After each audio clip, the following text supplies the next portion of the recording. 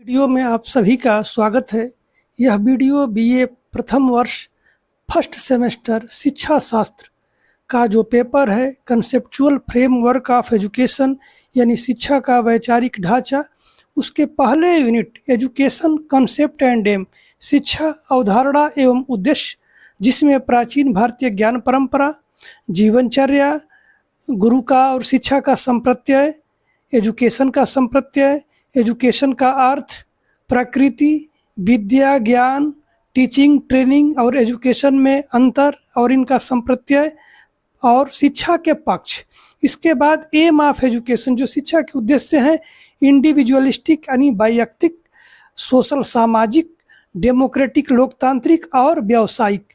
इन पर 56 अति लघु उत्तरीय प्रश्न बनाए गए हैं, जिनका उत्तर लगभग 100 शब्दों में प्रत्येक का उत्तर दिया गया है। तो हम लोग आगे देखते हैं इसको कि ये क्या है। पहला क्वेश्चन है, प्राचीन भारतीय ज्ञान परंपरा का आशय क्या है। इसका उत्तर दिया गया है, प्राचीन भारतीय ज्ञान परंपरा वह शिक्षा व्यवस्था है जिसमें ज्ञान केवल पुस्तकीय न होकर जीवन का अभिन्न अंग था। इसमें वेद, उपनिषद, दर्शन, गणित, ज्योतिष, आयुर्वेद, संगीत और कला आदि का समावेश था। शिक्षा का उद्देश्य आत्मज्ञान, धर्म, अर्थ, काम और मोक्ष जैसे पुरुषार्थों की प्राप्ति। गुरु शिष्य परंपरा, गुरुकुल पद्धति में शिक्षा, मौखिक ज्ञान और शिक्षण विधियां, व्यवहारिक जीवन के मूल्यों पर विशेष बल दिया जाता था। शिक्षा को नैतिकता, सामाजिक कर्तव्यों और आध्यात्मिक विकास का साधन माना जाता था, जो व्यक्ति के पूर्ण विकास और समाज की उन्नति के लिए आवश्यक थी। दूसरा प्रश्न है, प्राचीन भारत में जीवन पद्धति के रूप में शिक्षा का क्या अर्थ है। प्राचीन भारत में शिक्षा केवल जानकारी प्राप्त करने का साधन नहीं थी, बल्कि यह जीवन जीने की कला, मूल्य आधारित आचरण का मार्गदर्शन करने वाली प्रक्रिया थी। छात्र गुरुकुल में रहकर गुरु से शिक्षा लेते और साथ ही श्रम, अनुशासन, सेवा, आत्मसंयम, ब्रह्मचर्य, समाजोपयोगी कार्यों में भाग लेते थे। शिक्षा का उद्देश्य व्यक्ति के बौद्धिक, शारीरिक, नैतिक और आध्यात्मिक विकास को संतुलित रूप से आगे बढ़ाना था। यह जीवन की संपूर्ण तैयारी थी जिसमें व्यक्ति को समाज के हित में कार्य करने, धर्म पालन और आत्मबोध की दिशा में प्रशिक्षित किया जाता था। तीसरा प्रश्न है, गुरु का प्राचीन भारतीय शिक्षा में क्या स्थान था। प्राचीन भारतीय शिक्षा में गुरु को सर्वोच्च स्थान प्राप्त था। वह केवल ज्ञानदाता नहीं बल्कि चरित्र निर्माता और जीवन पथ का प्रदर्शक भी था। गुरु शिष्य के संपूर्ण व्यक्तित्व का विकास करता था। बौद्धिक, नैतिक, आध्यात्मिक और शारीरिक रूप से शिक्षा गुरुकुल में दी जाती थी, जहां गुरु और शिष्य साथ रहते थे। गुरु अपने आचरण, अनुशासन और ज्ञान से शिष्य के जीवन को प्रेरित करता था। शिष्य गुरु का पूर्ण सम्मान करता था और सेवा भाव से शिक्षा ग्रहण करता था। गुरु का मुख्य उद्देश्य शिष्य में सत्य, धर्म, अनुशासन और समाज सेवा की भावना का विकास करना था। अगला प्रश्न है, शिक्षा शब्द का वास्तविक अर्थ क्या है। शिक्षा शब्द संस्कृत के शिक्ष धातु से बना है, जिसका अर्थ है सीखना या सिखाना। शिक्षा एक ऐसी प्रक्रिया है जो व्यक्ति के सर्वांगीण विकास, शारीरिक, मानसिक, बौद्धिक, नैतिक और आध्यात्मिक को संभव बनाती है। इसका उद्देश्य केवल ज्ञान का संचरण नहीं, बल्कि व्यक्ति के चरित्र का निर्माण, कौशल का विकास और समाज उपयोगी नागरिक तैयार करना। शिक्षा के माध्यम से व्यक्ति अपनी क्षमताओं को पहचानता है और उनका सदुपयोग करता है। यह व्यक्ति को जीवन जीने की कला, सामाजिक जिम्मेदारी और नैतिक मूल्यों के पालन के लिए तैयार करती है। वैदिक कालीन शिक्षा क्या थी।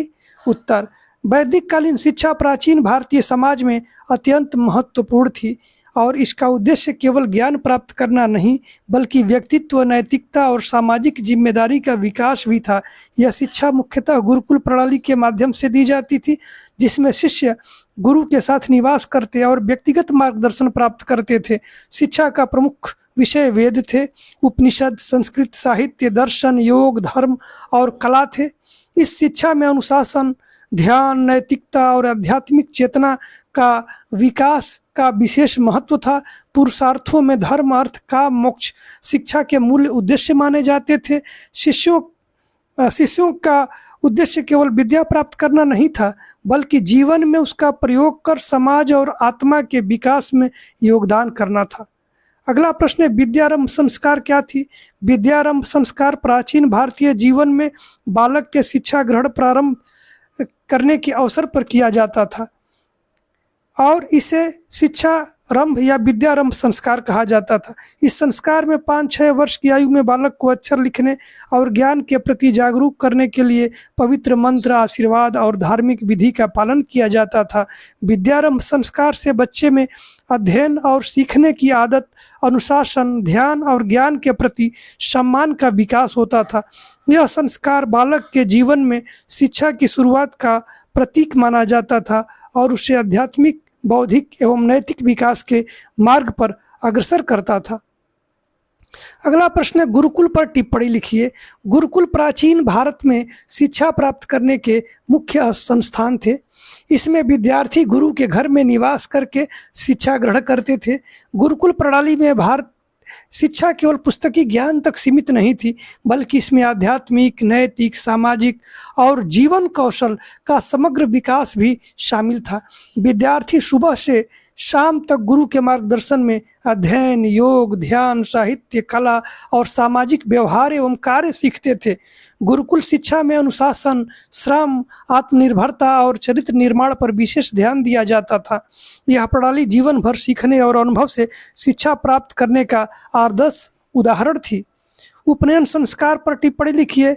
उपनयन संस्कार वैदिक शिक्षा में अत्यंत महत्वपूर्ण था और यह ब्राह्मण, क्षत्रिय और वैश्य बालकों के लिए किया जाता था। उपनयन का शाब्दिक अर्थ समीप ले जाना, अर्थात बालक को शिक्षा ग्रहण करने के लिए गुरु के पास ले जाना। यह संस्कार बालक के शिक्षा आरंभ की प्रतीक थी। मनुस्मृति के अनुसार ब्राह्मण बालक का उपनयन 8 वर्ष में, क्षत्रिय का 11 वर्ष में और वैश्य का 12 वर्ष की आयु में होता था। इस संस्कार से बालक में अनुशासन, नैतिकता और धार्मिक चेतना का विकास होता था। उपनयन संस्कार के बाद बालक गुरुकुल में प्रवेश कर शिक्षा ग्रहण करने के लिए योग्य हो जाता था। समावर्तन संस्कार पर टिप्पणी लिखिए।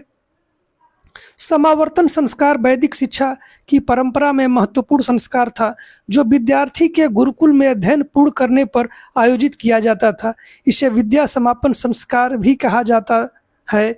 इस संस्कार के माध्यम से शिष्य को गुरु से स्वतंत्र रूप से ज्ञान, प्रयोग और समाज में योगदान करने के योग्य माना जाता था। समावर्तन संस्कार में गुरु शिष्य को आशीर्वाद देते और उसके ज्ञान, नैतिकता तथा कौशल की पुष्टि करते थे।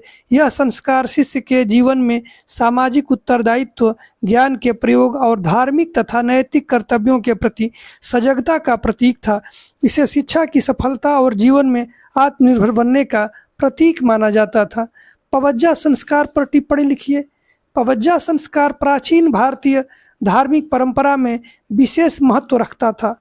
विशेषकर बौद्ध और जैन धर्म में यह संस्कार गृहस्थ जीवन त्याग कर संन्यास या भिक्षु जीवन अपनाने के लिए किया जाता था। पवज्जा के माध्यम से व्यक्ति सांसारिक इच्छाओं और पारिवारिक बंधनों से मुक्त होकर आत्मशुद्धि, ध्यान और साधना की ओर अग्रसर होता था।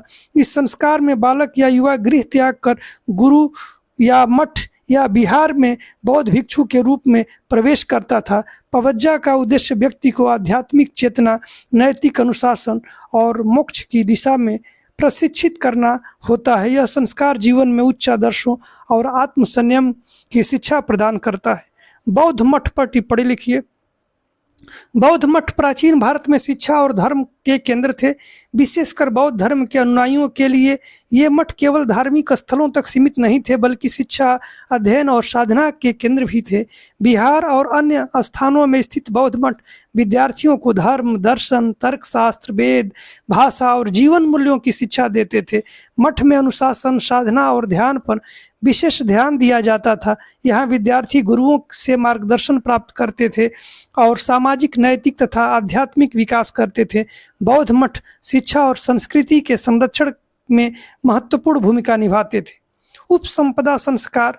उपसंपदा संस्कार प्राचीन भारतीय शिक्षा परंपरा का एक महत्वपूर्ण संस्कार था, जिसे शिष्य के शिक्षा जीवन के समापन या विशेष सामाजिक, धार्मिक अवसरों पर किया जाता था। यह संस्कार शिष्य को उसके अध्ययन और अनुशासन पूर्ण होने पर गुरु से विदाई और आशीर्वाद प्राप्त करने का अवसर देता था। यह बौद्ध प्रणाली का एक अंग है। संपदा संस्कार के माध्यम से शिष्य को ज्ञान, कौशल और नैतिक मूल्य अपनाने, जीवन और समाज में प्रयोग करने की जिम्मेदारी दी जाती थी। यह संस्कार शिष्य के आत्मनिर्भर, सामाजिक और धार्मिक उत्तरदायित्वों के प्रति सजग होने का प्रतीक माना जाता था। यह शिक्षा और जीवन मूल्यों के समन्वय का अंतिम चरण माना जाता था। यह समावर्तन संस्कार के समतुल्य एक संस्कार था। तक्षशिला पर टिप्पणी लिखिए। तक्षशिला प्राचीन भारत का प्रमुख शिक्षा केंद्र और विश्वविद्यालय था, जो वर्तमान पाकिस्तान में स्थित था। यह विविध विषयों जैसे वेद, साहित्य, आयुर्वेद, तर्कशास्त्र, गणित, युद्ध कला और शिल्प कला के अध्ययन के लिए प्रसिद्ध था।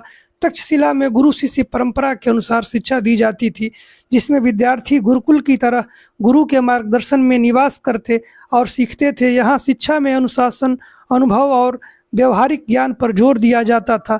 तक्षशिला का विश्वविद्यालय न केवल भारत बल्कि विदेशों के छात्रों के लिए भी आकर्षण का केंद्र था। यह शिक्षा, संस्कृति और विज्ञान का महत्वपूर्ण केंद्र था। आचार्य चाणक्य और चंद्रगुप्त मौर्य दोनों यहीं से पढ़ते थे और पढ़ाते थे, तो ये महत्वपूर्ण है। नालंदा विश्वविद्यालय पर टिप्पणी लिखिए। नालंदा प्राचीन भारत का प्रसिद्ध और विशाल शिक्षा केंद्र था, जो आज के बिहार राज्य में स्थित है।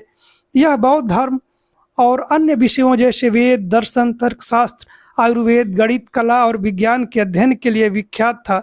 नालंदा में विद्यार्थी गुरुओं के मार्गदर्शन में रहते और अध्ययन करते थे, जिसमें गुरुकुल परंपरा का पालन होता था। यहाँ विदेशों से भी छात्र आते थे और उच्च शिक्षा प्राप्त करते थे। नालंदा विश्वविद्यालय में पुस्तकालय, अध्ययन कक्ष और छात्रावास थे। यह शिक्षा, अनुसंधान और संस्कृति का महान केंद्र था और भारतीय शिक्षा परंपरा का गौरवपूर्ण प्रतीक माना जाता था। वल्लभी विश्वविद्यालय पर टिप्पणी लिखिए।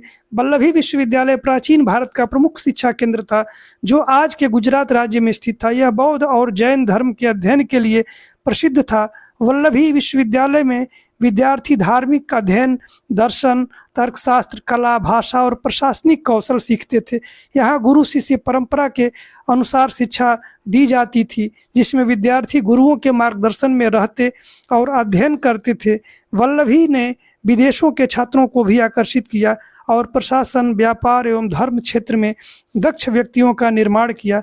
यह विश्वविद्यालय शिक्षा, संस्कृति और सामाजिक विकास में महत्वपूर्ण योगदान देने वाला केंद्र माना जाता था। विक्रमशिला विश्वविद्यालय पर टिप्पणी लिखिए। विक्रमशिला विश्वविद्यालय प्राचीन भारत के शिक्षा और अध्ययन का प्रमुख केंद्र था, जो वर्तमान बिहार में स्थित था। इसे पाल वंश के राजा धर्मपाल ने स्थापित किया था। यह विश्वविद्यालय विशेष रूप से बौद्ध धर्म, दर्शन, तर्कशास्त्र, साहित्य, कला और विज्ञान के अध्ययन के लिए प्रसिद्ध था। विक्रमशिला में विद्यार्थियों को गुरु शिष्य परंपरा के अनुसार शिक्षा दी जाती थी और उन्हें उच्चतम स्तर का अध्ययन और शोध करने का अवसर प्राप्त होता था। यहाँ पुस्तकालय, अध्ययन कक्ष और छात्रावास उपलब्ध थे। विक्रमशिला नालंदा की तरह शिक्षा और संस्कृति का महत्वपूर्ण केंद्र था और भारतीय शिक्षा परंपरा में इसका विशेष स्थान है। मिथिला विश्वविद्यालय पर टिप्पणी लिखिए। मिथिला प्राचीन भारत का एक महत्वपूर्ण शिक्षा केंद्र था, जो आज के बिहार और नेपाल के सीमावर्ती क्षेत्र में स्थित था। यह विद्याभ्यास, दर्शन, वेद, न्यायशास्त्र, साहित्य और कला के अध्ययन के लिए प्रसिद्ध था। मिथिला विश्वविद्यालय में विद्यार्थी गुरु शिष्य परंपरा के अनुसार शिक्षा ग्रहण करते थे और अध्ययन के साथ नैतिक और सामाजिक मूल्यों का विकास करते थे। यहाँ शिक्षक मार्गदर्शन करते और छात्रों को अनुसंधान, तर्क शक्ति और जीवन कौशल में प्रशिक्षित करते थे। मिथिला शिक्षा और संस्कृति का केंद्र था, जिसने न्याय, प्रशासन और समाज में कुशल व्यक्तियों का निर्माण किया और भारतीय शिक्षा परंपरा में महत्वपूर्ण योगदान दिया। नादिया विश्वविद्यालय पर टिप्पणी लिखिए।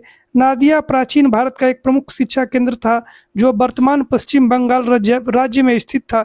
यह विश्वविद्यालय विशेष रूप से बौद्ध और हिंदू धर्म, दर्शन, वेद, साहित्य, कला और तर्कशास्त्र के अध्ययन के लिए प्रसिद्ध था। नादिया में गुरु शिष्य परंपरा के अनुसार शिक्षा दी जाती थी, जिसमें विद्यार्थी गुरुओं के मार्गदर्शन में अध्ययन और ध्यान करते थे। यहाँ छात्रावास, पुस्तकालय और अध्ययन कक्ष उपलब्ध थे। नादिया विश्वविद्यालय ने विद्वानों को उच्च शिक्षा प्रदान की और ज्ञान, संस्कृति तथा समाज में योगदान देने वाले व्यक्तियों का निर्माण किया।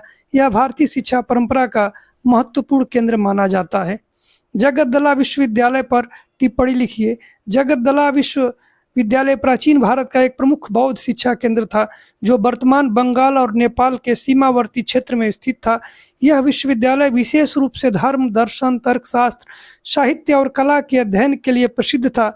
जगद्दला में विद्यार्थी गुरु शिष्य परंपरा के अनुसार शिक्षा ग्रहण करते थे और अध्ययन के साथ साथ ध्यान, नैतिकता और आध्यात्मिक विकास करते थे। यहाँ पुस्तकालय, अध्ययन कक्ष और छात्रावास उपलब्ध थे। जगद्दला विश्वविद्यालय ने विद्वानों को उच्च शिक्षा और शोध के अवसर प्रदान किए। यह भारतीय शिक्षा परंपरा में शिक्षा, संस्कृति और बौद्ध ज्ञान का महत्वपूर्ण केंद्र माना जाता था। कांची विश्वविद्यालय पर टिप्पणी लिखिए। कांची प्राचीन भारत का एक महत्वपूर्ण शिक्षा और संस्कृति केंद्र था, जो वर्तमान तमिलनाडु में स्थित था। यह विश्वविद्यालय विशेष रूप से हिंदू धर्म, वेद, दर्शन, साहित्य, न्यायशास्त्र और कला के अध्ययन के लिए प्रसिद्ध था।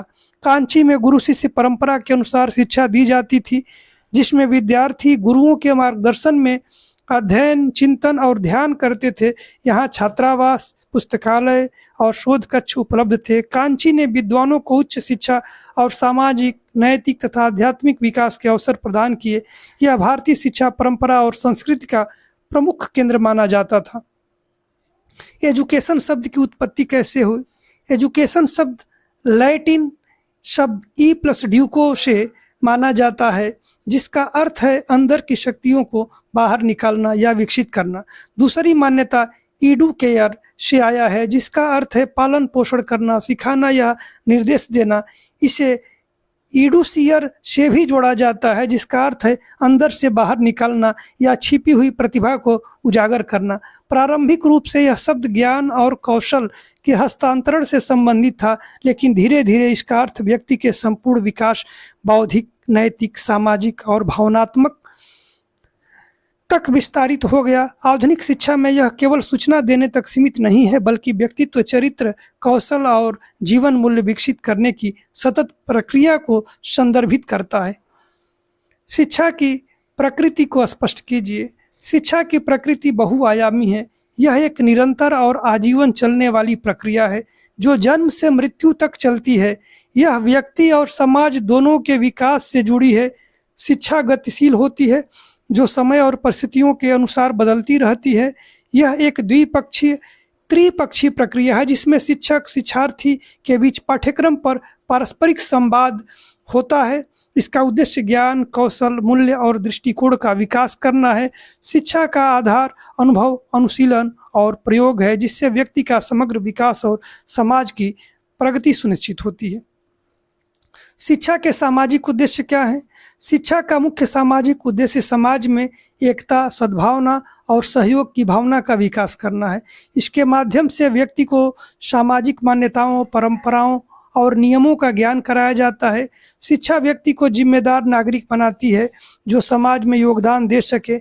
यह सामाजिक असमानताओं को कम करने, सामूहिक चेतना जगाने और लोकतांत्रिक मूल्यों को सुदृढ़ करने में सहायक होती है। शिक्षा व्यक्ति को समाज के विविध समूहों के साथ समन्वय स्थापित करने, सामूहिक हित में कार्य करने और राष्ट्र की उन्नति में योगदान देने के लिए प्रेरित करती है। शिक्षा के व्यक्तिगत उद्देश्य क्या है? इसका उत्तर है, शिक्षा का व्यक्तिगत उद्देश्य व्यक्ति के सर्वांगीण विकास को सुनिश्चित करना है। यह उसकी बौद्धिक क्षमताओं, रचनात्मक क्षमताओं, तर्क शक्ति, नैतिकता और शारीरिक दक्षता को विकसित करती है। शिक्षा व्यक्ति को आत्मनिर्भर, आत्मविश्वासी और जीवन के प्रति सकारात्मक दृष्टिकोण रखने वाला बनाती है। यह उसे अपने अधिकारों और कर्तव्यों का बोध कराती है। साथ ही व्यक्तिगत संतुष्टि और आत्म साक्षात्कार का अवसर प्रदान करती है। विद्या व्यक्तिगत उद्देश्य में व्यक्ति की रुचियों, आवश्यकताओं और क्षमताओं का विकास करना शामिल है, जिससे वह समाज में अपनी पहचान स्थापित कर सके और सुखी जीवन जी सके। अगला प्रश्न है, शिक्षा के नैतिक उद्देश्य क्या है? शिक्षा का नैतिक उद्देश्य व्यक्ति में सत्य, अहिंसा, ईमानदारी, अनुशासन और सेवा जैसे मूल्यों का विकास करना है। यह व्यक्ति को सही और गलत में भेद करने की क्षमता देती है और उसे नैतिक जीवन जीने के लिए प्रेरित करती है। नैतिक शिक्षा का उद्देश्य आत्मसंयम, जिम्मेदारी, दूसरों के प्रति संवेदनशीलता और सामाजिक न्याय की भावना को प्रबल करना है। यह व्यक्ति के चरित्र को मजबूत बनाती है, जिससे वह व्यक्तिगत लाभ से अधिक समाज और राष्ट्र के हित में कार्य करने को तैयार रहता है। नैतिक शिक्षा समाज में शांति और सद्भाव बनाए रखने में सहायक है। शिक्षा का सांस्कृतिक उद्देश्य क्या है? उत्तर: शिक्षा का सांस्कृतिक उद्देश्य व्यक्ति को अपनी संस्कृति, परंपराओं, भाषा, कला और विरासत से परिचित कराना है। यह संस्कृति के संरक्षण और संवर्धन का माध्यम है। शिक्षा व्यक्ति में अपनी सांस्कृतिक पहचान के प्रति गर्व की भावना विकसित करती है, साथ ही अन्य संस्कृतियों के प्रति सम्मान और सहिष्णुता का भाव भी जगाती है। यह सांस्कृतिक मूल्यों को पीढ़ी दर पीढ़ी स्थानांतरित करती है और समाज में सांस्कृतिक एकता बनाए रखती है। सांस्कृतिक उद्देश्य में विविधता में एकता, रचनात्मकता, सह अस्तित्व और परंपरा व आधुनिकता के बीच संतुलन बनाए रखना शामिल है। शिक्षा के आर्थिक उद्देश्य क्या है? शिक्षा का आर्थिक उद्देश्य व्यक्ति को रोजगार योग्य बनाना है और आर्थिक रूप से आत्मनिर्भर बनाना है। इसके तहत व्यवसाय, तकनीकी और प्रबंधन संबंधी कौशलों का विकास किया जाता है। शिक्षा उत्पादकता बढ़ाती है, जिससे व्यक्ति और राष्ट्र दोनों की आर्थिक स्थिति मजबूत होती है। यह उद्योग, व्यापार, कृषि और सेवा क्षेत्रों में दक्ष मानव संसाधन तैयार करती है। आर्थिक उद्देश्य में उद्यमिता को बढ़ावा देना, आधुनिक तकनीक का उपयोग करना और बदले में आर्थिक परिदृश्य के अनुरूप कार्यबल तैयार करना शामिल है। इससे गरीबी घटती है और जीवन स्तर में सुधार आता है। शिक्षा का राजनीतिक उद्देश्य क्या है?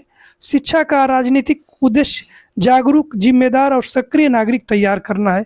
यह लोकतांत्रिक मूल्यों जैसे समानता, स्वतंत्रता, बंधुत्व, न्याय की समझ विकसित करती है। शिक्षा व्यक्ति को उसके अधिकारों और कर्तव्यों का ज्ञान देती है, जिससे वह राजनीतिक प्रक्रियाओं में भाग ले सके। यह राष्ट्र प्रेम, राष्ट्रीय एकता और सामाजिक न्याय की भावना को प्रबल करती है। राजनीतिक शिक्षा नागरिकों को संविधान, कानून और शासन प्रणाली की जानकारी देती है और उन्हें लोकतांत्रिक संस्थाओं को सशक्त बनाने में योगदान के लिए प्रेरित करती है।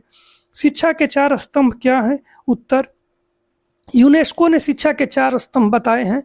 पहला, जानने या सीखने या ज्ञान के लिए सीखना, लर्निंग टू नो, ज्ञान अर्जित करने और समझ विकसित करने की क्षमता। दूसरा है करके सीखना, लर्निंग टू डू, व्यवहारिक कौशल और दक्षता विकसित करना।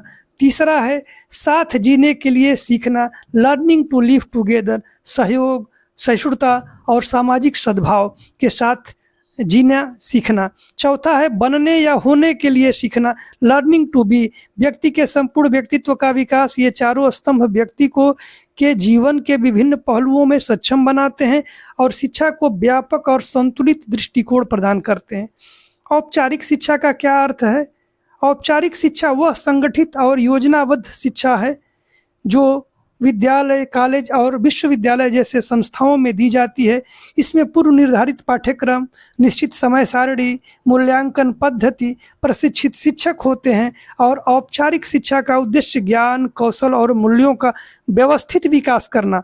यह विभिन्न स्तरों पर प्राथमिक, माध्यमिक और उच्च स्तर पर विभाजित होती है। औपचारिक शिक्षा में प्रमाण पत्र और डिग्री प्रदान की जाती है, जो व्यक्ति के कैरियर और सामाजिक पहचान में सहायक होती है। इसकी विशेषता अनुशासन, नियमितता और संस्थागत संरचना है। अनौपचारिक शिक्षा का क्या अर्थ है? अनौपचारिक शिक्षा वह है जो जीवन के अनुभवों, पारिवारिक वातावरण, सामाजिक संपर्क और मीडिया आदि के माध्यम से प्राप्त होती है। यह संस्थागत नहीं होती है और इसका कोई निश्चित पाठ्यक्रम या समय सारणी नहीं होता है। अनौपचारिक शिक्षा स्वाभाविक रूप से लचीली और आजीवन चलने वाली प्रक्रिया है। इसमें व्यक्ति अपने आसपास के परिवेश से सीखता है, जैसे भाषा, व्यवहार, परंपराएं, व्यवहारिक कौशल, संस्कृति। यह शिक्षा व्यक्ति को सामाजिक रूप से सक्षम बनाती है और उसके व्यक्तिगत व व्यावसायिक जीवन में महत्वपूर्ण भूमिका निभाती है। अनौपचारिक शिक्षा का क्या अर्थ है?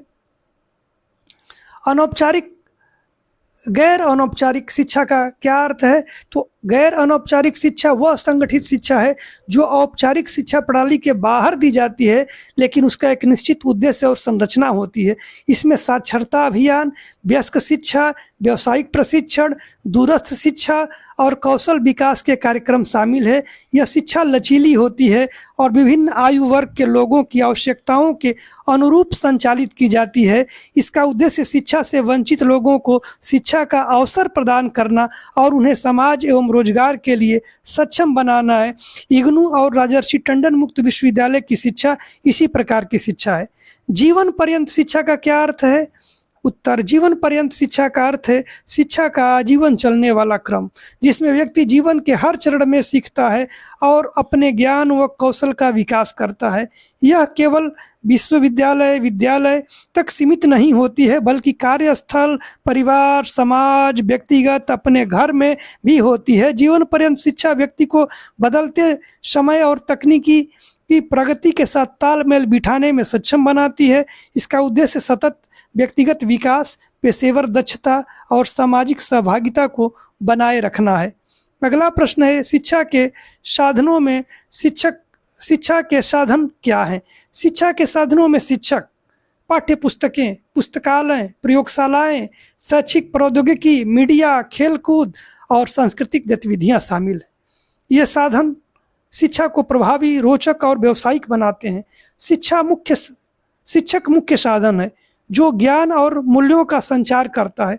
पुस्तकालय और प्रयोगशालाएं अधिगम को गहरा और अनुभवात्मक बनाती हैं। आधुनिक समय में इंटरनेट, ई लर्निंग प्लेटफॉर्म और ऑडियो वीडियो सामग्री भी महत्वपूर्ण साधन है। शिक्षा के साधनों का चयन उद्देश्य, विषय वस्तु और शिक्षार्थी की आवश्यकता के अनुरूप किया जाता है। शिक्षा का दायरा या स्कोप क्या है, इसका क्षेत्र क्या है? तो शिक्षा का दायरा बहुत व्यापक है। इसमें व्यक्ति के शारीरिक, मानसिक, बौद्धिक, भावनात्मक, नैतिक और आध्यात्मिक विकास से संबंधित सभी गतिविधियां आती है। शिक्षा परिवार, विद्यालय, समाज और राष्ट्र के जीवन को प्रभावित करती है। यह विभिन्न क्षेत्रों विज्ञान, कला, साहित्य, तकनीकी, राजनीति, अर्थव्यवस्था, संस्कृति में कार्य करती है। शिक्षा का दायरा केवल ज्ञान प्रदान करने तक सीमित नहीं है, बल्कि व्यक्तित्व निर्माण, सामाजिक सुधार और राष्ट्रीय विकास को भी शामिल करता है। शिक्षा के आधुनिक दृष्टिकोण क्या है? शिक्षा के आधुनिक दृष्टिकोण में बाल केंद्रित शिक्षा, अनुभवात्मक शिक्षा, जीवन कौशल की शिक्षा, प्रौद्योगिकी आधारित शिक्षा, समावेशी शिक्षा, सतत विकास एवं शिक्षा, तथ्य आधारित शिक्षा, वस्तु आधारित शिक्षा, क्रिया आधारित शिक्षा इत्यादि शामिल है। आधुनिक दृष्टिकोण शिक्षा को केवल परीक्षा उन्मुख न मानकर जीवन उन्मुख मानता है। कौशल आधारित ज्ञान प्राप्त करना, इसमें रचनात्मकता, आलोचनात्मकता, सोच, समस्या समाधान और डिजिटल साक्षरता पर जोर दिया जाता है। यह दृष्टिकोण शिक्षार्थी की सक्रिय भागीदारी, व्यक्तिगत आवश्यकताओं, भविष्य की चुनौतियों की समाधान की क्षमता के साथ वैश्विक नागरिकता के विकास पर केंद्रित है। शिक्षा के उद्देश्य समय के साथ कैसे बदलते हैं? उत्तर है, शिक्षा के उद्देश्य समय और समाज की आवश्यकताओं के अनुसार बदलते हैं। प्राचीन काल में शिक्षा का उद्देश्य नैतिकता, धर्म और आत्मज्ञान था। मध्यकाल में धार्मिक शिक्षा और कला कौशल पर जोर था। आधुनिक काल में विज्ञान, तकनीकी, औद्योगिकरण और रोजगार कौशल पर बल दिया गया। आज के समय में वैश्वीकरण, डिजिटल युग और सतत विकास के संदर्भ में शिक्षा में नवाचार, जीवन कौशल, पर्यावरण जागरूकता और वैश्विक दृष्टिकोण को प्राथमिकता दी जा रही है। आज प्रभावी संवाद क्षमता, निर्णयन की क्षमता तथा नेतृत्व क्षमता के विकास पर बल दिया जा रहा है। प्राचीन भारतीय ज्ञान परंपरा का आधार क्या था? प्राचीन भारतीय ज्ञान परंपरा का आधार आध्यात्मिकता, नैतिक मूल्यों और जीवनोपयोगी शिक्षा पर था। इसमें शिक्षा को केवल पुस्तकीय ज्ञान नहीं बल्कि जीवन जीने की कला माना जाता था। शिक्षा का उद्देश्य व्यक्ति के चारित्रिक, मानसिक और शारीरिक विकास के साथ साथ आत्मज्ञान प्राप्त करना था। गुरुकुल पद्धति के माध्यम से गुरु और शिष्य के बीच गहरा संबंध स्थापित होता था। वेद, उपनिषद, पुराण, आयुर्वेद, गणित, खगोल, वस्तु, नाट्य, संगीत, त्रिपिटक, त्रिरत्न जैसे विषयों का अध्ययन होता था। यह परंपरा व्यक्ति को धर्म, अर्थ, काम और मोक्ष की प्राप्ति हेतु मार्गदर्शन देती थी। अनुशासित नागरिक कर्तव्य परायणता को सम्मान की दृष्टि से देखा जाता था। गुरु और शिक्षा की अवधारणा क्या थी? प्राचीन भारत में गुरु केवल ज्ञान देने वाला शिक्षक नहीं, बल्कि शिष्य के संपूर्ण व्यक्तित्व निर्माण का मार्गदर्शक होता था। गुरुकुल में गुरु अपने जीवन के आचरण से शिक्षा देता था। शिक्षा केवल विषयों का ज्ञान न होकर चरित्र, अनुशासन, आत्मसंयम और सेवा भाव का विकास करती थी। गुरु और शिष्य का संबंध पूर्ण विश्वास, सम्मान और समर्पण पर आधारित था। शिक्षा का उद्देश्य केवल आजीविकोपार्जन नहीं, बल्कि जीवन को सार्थक और समाज उपयोगी बनाना था। इस पद्धति में शिक्षा का साधन मौखिक परंपरा और प्रत्यक्ष अनुभव था। गुरु और शिष्य के बीच में पिता और पुत्र की तरह का संबंध होता था। प्राचीन काल में शिष्य की अवधारणा क्या थी? प्राचीन भारत में शिष्य को केवल ज्ञान ग्रहण करने वाला नहीं, बल्कि अनुशासन, नैतिकता और चरित्र निर्माण का प्रतिबिंब माना जाता था। शिष्य परंपरा के अंतर्गत गुरु के मार्गदर्शन में रहते थे और जीवन के सभी पहलुओं में शिक्षा प्राप्त करते थे। उनका उद्देश्य केवल पुस्तक ज्ञान प्राप्त करना नहीं, बल्कि व्यक्तिगत, सामाजिक और आध्यात्मिक विकास करना था। शिष्य को गुरु का सम्मान करना, नियमों का पालन करना और नैतिक मूल्यों को अपनाना अनिवार्य माना जाता था। इस दृष्टिकोण से शिष्य का कर्तव्य और जिम्मेदारी ज्ञान के साथ साथ चरित्र निर्माण में भी समान रूप से महत्वपूर्ण थी। शिक्षा की परिभाषा दीजिए। शिक्षा वह सतत प्रक्रिया है जिसके द्वारा व्यक्ति के बौद्धिक, भावनात्मक, नैतिक और शारीरिक गुणों का विकास होता है। यह केवल औपचारिक विद्यालयी शिक्षा तक सीमित नहीं है, बल्कि जीवन के हर अनुभव से प्राप्त होती है। प्लेटो ने शिक्षा को शरीर और आत्मा की क्षमताओं के सही निर्देशन की प्रक्रिया कहा है। भारतीय दृष्टिकोण में शिक्षा का उद्देश्य आत्मज्ञान और समाज हित है। आधुनिक परिभाषा के अनुसार शिक्षा व्यक्तित्व के सर्वांगीण विकास, सामाजिक अनुकूलन और जीवन की समस्याओं के समाधान हेतु आवश्यक क्षमता का निर्माण करती है। शिक्षा का स्वरूप क्या है? शिक्षा का स्वरूप गतिशील, सतत और बहुआयामी है।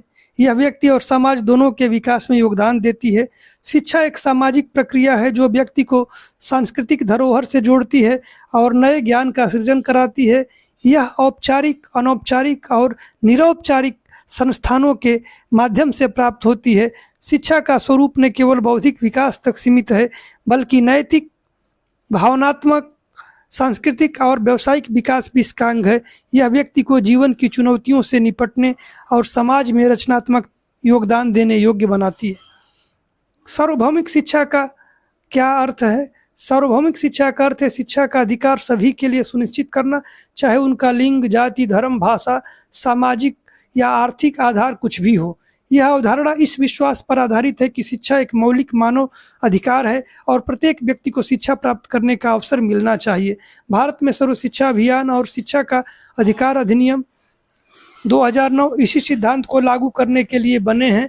इसका उद्देश्य समान अवसर, सामाजिक न्याय और सशक्तिकरण को बढ़ावा देना है, जिससे समाज का सर्वांगीण विकास संभव हो सके। आजीवन शिक्षा की संकल्पना क्या है?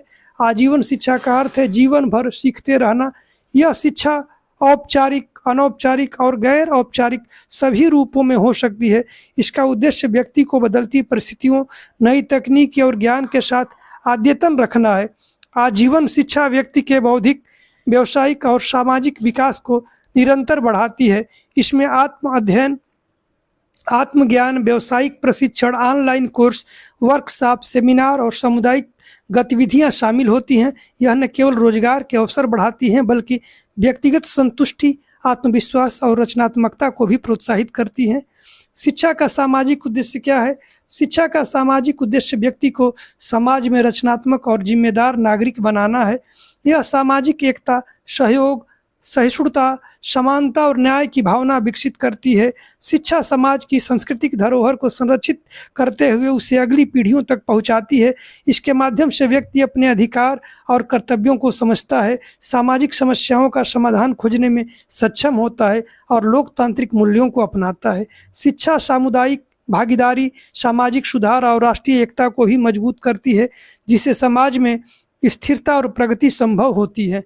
शिक्षा के नैतिक उद्देश्यों का वर्णन कीजिए। शिक्षा का नैतिक उद्देश्य व्यक्ति में सत्य, अहिंसा, ईमानदारी, सहानुभूति, न्याय और आत्मसंयम जैसे गुणों का विकास करना है। यह व्यक्ति को सही और गलत के बीच भेद करने की क्षमता देती है। नैतिक शिक्षा जीवन में आचार संहिता और अनुशासन का पालन करवाती है। महात्मा गांधी, स्वामी विवेकानंद और अन्य विचारकों ने शिक्षा को चरित्र निर्माण का माध्यम माना है। नैतिक शिक्षा का उद्देश्य केवल व्यक्तिगत आचरण सुधारना नहीं बल्कि समाज में नैतिक वातावरण बनाना भी है, जिससे सभी लोग शांति और सहयोग के साथ जीवन जी सकें। शिक्षा के आर्थिक उद्देश्य क्या है? शिक्षा के आर्थिक उद्देश्य व्यक्ति को रोजगार योग्य बनाना है और आर्थिक विकास में योगदान करना है। यह व्यक्ति को तकनीकी, व्यावसायिक और प्रबंधन कौशल प्रदान करती है, जिससे वह आत्मनिर्भर बन सके। शिक्षित जनसंख्या उत्पादकता बढ़ाती है, उद्यमिता को प्रोत्साहन देती है और उद्योग, कृषि एवं सेवा के क्षेत्र में नवाचार लाती है। शिक्षा के माध्यम से व्यक्ति अपनी आय बढ़ा सकता है और गरीबी को कम करने में योगदान दे सकता है। साथ ही यह राष्ट्र की प्रतिस्पर्धात्मक क्षमता को बढ़ाती है और वैश्विक बाजार में उसकी स्थिति मजबूत करती है। प्रौद्योगिकी शिक्षा को अधिक सुलभ प्रौद्योगिकी और शिक्षा का क्या संबंध है? तो प्रौद्योगिकी शिक्षा को, प्रौद्योगिकी मतलब टेक्नोलॉजी, प्रौद्योगिकी शिक्षा को अधिक सुलभ, प्रभावी और आकर्षक बनाती है। डिजिटल उपकरण, इंटरनेट, ई लर्निंग प्लेटफॉर्म और स्मार्ट क्लासरूम ने शिक्षा के तरीके में क्रांतिकारी परिवर्तन किया है। टेक्नोलॉजी के माध्यम से दूरस्थ शिक्षा, ऑनलाइन कोर्स, वर्चुअल लैब और मल्टीमीडिया सामग्री उपलब्ध होती है, जिससे शिक्षार्थियों को कहीं भी और कभी भी सीखने का अवसर मिलता है। यह शिक्षा को व्यक्तिगत आवश्यकताओं के अनुसार अनुकूलित करने में मदद करती है। प्रौद्योगिकी शिक्षक और छात्र दोनों के लिए संसाधन संपन्न वातावरण प्रदान करती है और शिक्षण अधिगम प्रक्रिया को अधिक प्रभावी बनाती है। शिक्षा और संस्कृति का आपसी संबंध स्पष्ट कीजिए। शिक्षा और संस्कृति का गहरा संबंध है। शिक्षा संस्कृति का संरक्षण, संवर्धन और प्रसार करती है, जबकि संस्कृति शिक्षा की सामग्री और पद्धति को प्रभावित करती है। शिक्षा के माध्यम से समाज के मूल्य, परंपराएं, कला, भाषा, इतिहास, रीति रिवाज अगली पीढ़ियों तक पहुंचते हैं। साथ ही यह नई सांस्कृतिक अवधारणाओं और नवाचारों को अपनाने में भी मदद करती है। संस्कृति व्यक्ति के सोचने, व्यवहार करने और जीवन जीने के तरीके को प्रभावित करती है और शिक्षा उस सोच को दिशा देती है। इस प्रकार शिक्षा, संस्कृति निरंतरता और विकास के प्रमुख साधन हैं और एक दूसरे को प्रभावित करते हैं और आगे बढ़ाते हैं। शिक्षा में अनुशासन का क्या महत्व है? शिक्षा में अनुशासन सीखने की प्रक्रिया को सुव्यवस्थित और प्रभावी बनाता है। यह समय पालन, नियमों का पालन, जिम्मेदारी और आत्मसंयम जैसी आदतों को विकसित करता है। अनुशासन से शिक्षक और छात्र के बीच सकारात्मक संबंध बनते हैं और कक्षा का वातावरण अनुकूल रहता है। यह व्यक्ति को जीवन में लक्ष्यों को प्राप्त करने और सामाजिक नियमों का सम्मान करने के लिए तैयार करती है। अनुशासन केवल दंड या नियंत्रण नहीं है, बल्कि आत्मनियंत्रण, आत्म प्रेरणा विकसित करने की प्रक्रिया है, जो जीवन के सभी क्षेत्रों में सफलता के लिए आवश्यक है। शिक्षा का व्यक्तिगत उद्देश्य क्या है? शिक्षा का व्यक्तिगत उद्देश्य प्रत्येक व्यक्ति के अंतर्निहित गुणों, क्षमताओं और रुचियों का विकास करना है। यह व्यक्ति को आत्मनिर्भर, आत्मविश्वासी और संतुलित जीवन जीने के लिए तैयार करती है। शिक्षा व्यक्ति को सोचने की क्षमता, निर्णय लेने की योग्यता, रचनात्मकता और आत्म प्रेरणा को बढ़ाती है। यह उसे अपने जीवन के लक्ष्यों को पहचानने और उन्हें प्राप्त करने के लिए आवश्यक कौशल और ज्ञान प्रदान करती है। व्यक्तिगत विकास के साथ साथ शिक्षा व्यक्ति को समाज में अपनी भूमिका निभाने के लिए भी तैयार करती है। शिक्षा और लोकतंत्र का संबंध स्पष्ट करें। उत्तर: शिक्षा लोकतंत्र की नींव है। यह नागरिकों को अपने अधिकार और कर्तव्य समझने, कानून का सम्मान करने और निर्णय प्रक्रिया में भाग लेने के लिए सक्षम बनाती है। शिक्षित नागरिक स्वतंत्र और निष्पक्ष चुनाव, अभिव्यक्ति की स्वतंत्रता और समानता जैसे लोकतांत्रिक मूल्यों को समझते हैं और अपनाते हैं। शिक्षा सामाजिक असमानताओं को कम करती है और लोगों में सहयोग, सहिष्णुता और एकता की भावना विकसित करती है। लोकतंत्र में सशक्त नागरिक भागीदारी के लिए शिक्षा आवश्यक है, क्योंकि यह जागरूक, जिम्मेदार और सक्रिय नागरिकों का निर्माण करती है। आधुनिक शिक्षा में मूल्य शिक्षा का महत्व क्या है? उत्तर: आधुनिक शिक्षा में मूल्य शिक्षा का उद्देश्य व्यक्तियों में नैतिक, सामाजिक और सांस्कृतिक मूल्यों का विकास करना है। आज की प्रतिस्पर्धात्मक और भौतिकवादी दुनिया में केवल तकनीकी और व्यावसायिक कौशल पर्याप्त नहीं है। सही निर्णय लेने और समाज हित में कार्य करने के लिए मूल्य आवश्यक हैं। मूल्य शिक्षा से ईमानदारी, सहानुभूति, समानता, पर्यावरण संरक्षण, सहयोग और जिम्मेदारी की भावना विकसित होती है। यह शिक्षा के माध्यम से छात्रों को अच्छे नागरिक और बेहतर इंसान बनने की प्रेरणा देती है, जिससे समाज में शांति और स्थिरता बनी रहती है। तो ये कुछ अति लघुत्तरीय प्रश्न थे पहले यूनिट से और उनका उत्तर यहाँ दिया गया है और प्रत्येक उत्तर लगभग 100 शब्दों का है। तो ये वीडियो आपके लिए बहुत उपयोगी है। इसे आप अच्छा लगे तो लाइक करें, शेयर करें और सब्सक्राइब करें। धन्यवाद।